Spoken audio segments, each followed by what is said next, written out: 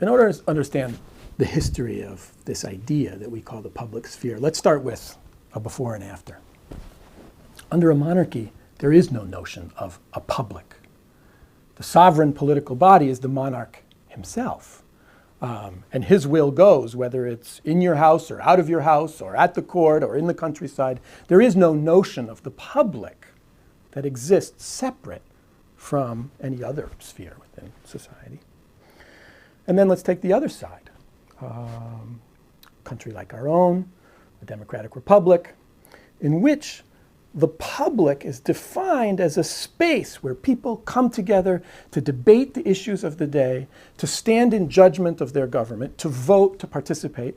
It also has an economic dimension. The public realm is the place of the market, the place where people come to work, to make money, to produce things, to labor.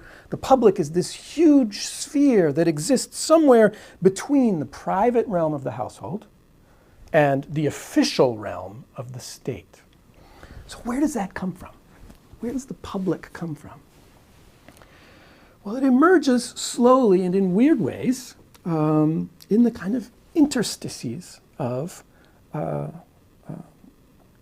absolutist society. With the rise of literacy, you begin to have the circulation of new kinds of printed material, and that material begins to engage people in a wider sphere of society. People of different walks of life, different social status begin to have access to this material. And we can get a sense of when an idea of the public begins to emerge by noticing, first of all, that by 1750, people are talking about public opinion as something that matters. Even the monarch has to be careful to pay attention to something called public opinion. We can look at the people who are in the prisons run by the monarchy.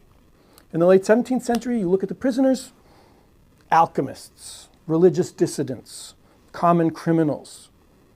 By 1750, there are different sorts of people in the prisons. Publishers, journalists, people who hawk dangerous or seditious materials on the streets, pornographers. There is somehow a new kind of interaction taking place in the public realm that the state has noticed. Now, traditionally, we think of the Enlightenment as in some sense being a product of this public sphere. The salon that the philosophes met in to discuss politics or philosophy are in some sense a public. But we can find that public elsewhere too. We can find it in the gutter press.